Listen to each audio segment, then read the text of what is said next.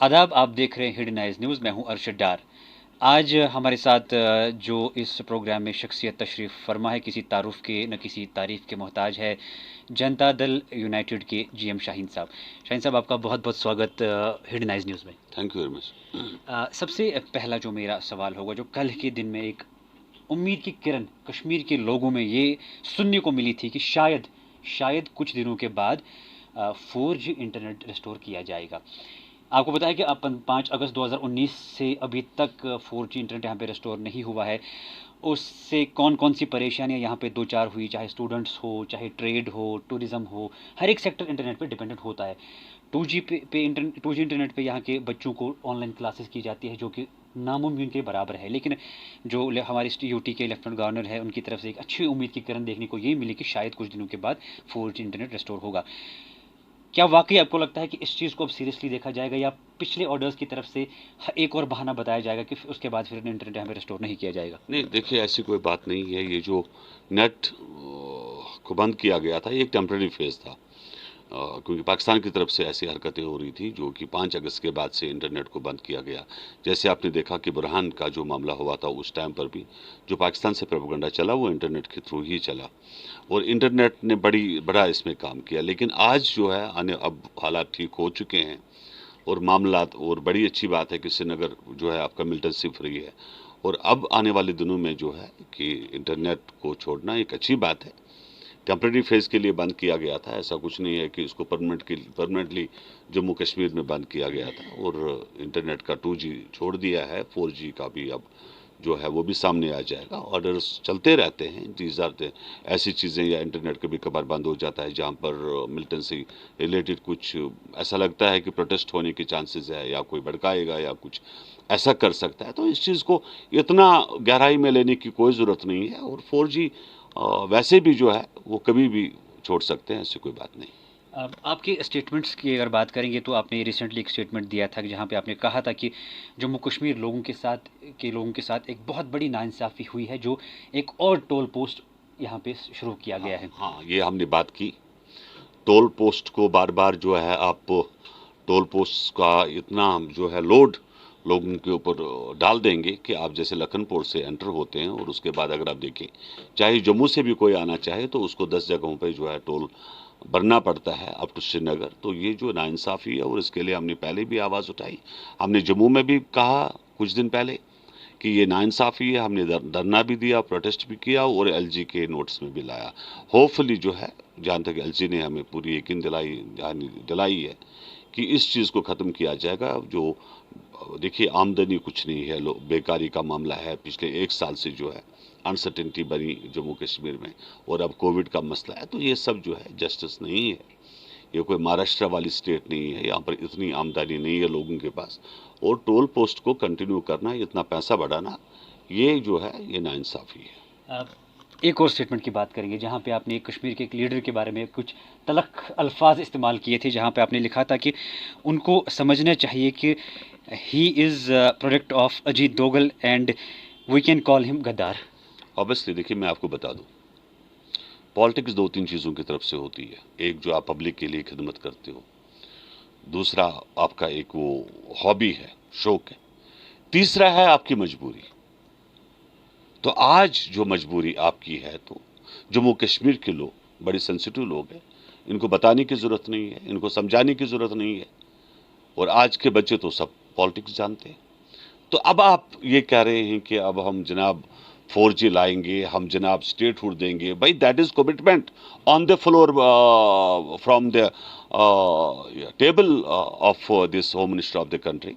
उस वक्त अमित शाह जी ने इसकी कमिटमेंट की है कि आपका जो है स्टेटहुड वापस मिलेगा, और फिर अगर आपकी कोई मजबूरी बनती है, लेबिलिटी बनती है, अगर आपके खिलाफ कोई हवाला केसेस है, और आप ये समझते हैं कि ये केसेस जो है मेरे जो लगे हैं, जो पीछे जिनकी फाइलें भी क्लोज नहीं हुई और कभी भी वो फाइल खुल सकती है, ये तो दुनिया जानती है कि कौन से ऐसे 3 लोग थे जो इंसल्ट स्टेज में 3-3 साल जेलों में रहे। वो मैं तो नहीं रहा भाई, मेरी पार्टी के लोग तो नहीं रहे, बट जो रहे उनको ये खतरा लग रहा है कि अगर हम भाजपा के साथ नहीं जुड़ेंगे या गवर्नमेंट ऑफ इंडिया के पास नहीं जाएंगे, एजेंसी उसका सहारा नहीं लेंगे, तो हमें जेल, देखिए जेल आप लोगों को तब भी होगी, ये सरकार जाएगी कोई और सरकार आएगी, फैक्ट इज फैक्ट। और आप किसी का सहारा लेके कुछ, हम जो है हम असल व्यापारी है, हम लोग देखिए यहां पर क्या होता है, जो गांवों में जो एप्पल्स लोग खरीदते हैं, इसमें 2 किस्म के व्यापारी होते हैं। एक होता है जो कचरा वगैरह जमा करता है, जिसको कश्मीरी में बोलते हैं छांट व्यापारी, एंड सेकंड इज जो सही व्यापारी है। हम वो छांट व्यापारी नहीं है, हम जानते हैं कि कौन लीडर कहां से सीट निकाल सकता है। तो मैं जानना चाहता हूं जो उनके प्रेसिडेंट है, क्या वो अपनी सीट निकाल पाएगा? तो लोगों को इतनी बड़ी गुमराही में रखना, धोखा देना सही नहीं है। आप वो बात कीजिए जो फैक्ट है, जैसे आपने 4G की बात की। अच्छा, खुद अमित शाह ने ये कहा कि भाई हम लोग आपका स्टेटहुड वापस कर, एवरीबडी नोज। आज उमर अब्दुल्ला ये कहता है कि मैं जनाब इलेक्शन नहीं लड़ूंगा जब तक स्टेटहुड नहीं मिलेगा। अरे भाई, जब 5 अगस्त का मामला हुआ, आपने कहा बड़ी कयामत आ जाएगी अगर 370 टूटता है, तो उस कयामत का क्या हुआ? आप जब जेल से निकले हैं, आपका कोई स्टेटमेंट नहीं आ रहा, आपकी वालिद की तरफ से कोई स्टेटमेंट नहीं आ रहा है। जो लोग जेलों से रहा हो गए, कितने स्टेटमेंट उनकी तरफ से आए? तो दीज आर द एक्सक्यूज, इससे कोई फर्क नहीं पड़ने वाला। पंचायत इलेक्शन तब भी हुए, इन लोगों ने पार्टिसिपेट किया या नहीं किया। म्युनिसिपल इलेक्शन तब भी हुए। जो आज एजेंसियों के सहारा बने हुए लोग हैं, या जो ऐसी बात कर रहे हैं कि हम जनाब इलेक्शन नहीं लड़ेंगे, तब भी मेयर बने। क्या श्रीनगर में मेयर नहीं बना? क्या डिस्ट्रिक्ट चेयरमैन की कमेटियां नहीं बनी? तो इन चीज़ों से कोई फर्क नहीं पड़ने वाला है। जी, मैंने कहा, ये मेरा स्टेटमेंट है। तो ये प्रोडक्ट्स जो है ये काम नहीं चलेगा। कुछ दिनों पहले एक ऑर्डर निकला था जहां पे एक अच्छा कदम था सरकार की तरफ से। उन्होंने कहा था कि एडवांस सैलरीज मिलेगी जो गवर्नमेंट एम्प्लॉयज़ है और बाकी जो कॉन्ट्रैक्चुअल वगैरह हैं। आप भी एक वफद से मिले थे और हमने भी उनसे बात की जो टूरिज़्म सेक्टर से वाबस्ता है, और काफ़ी अरसे से उनकी जो वेजेस है वो पेंडिंग है, और आपने भी कई बार उनसे के साथ मुलाकात की। तो किस तरह से आप इस सब को देखते हैं? अगर एक तरफ से ये कहते हैं कि नहीं इनको मिलना चाहिए, दूसरी तरफ से काफ़ी अरसे से उनकी वेजेस पेंडिंग है और इन हालात में सर्वाइव कैसे करते हैं वो, उससे भी आप बखूबी वाकिफ़ हैं। नहीं, आई एम होपफुल। जहाँ तक लेफ्टिनेंट गवर्नर मरमू साहब का सवाल है, because he is the man of word, I appreciate this person कि जिस हिसाब से इसने काम करना शुरू कर दिया।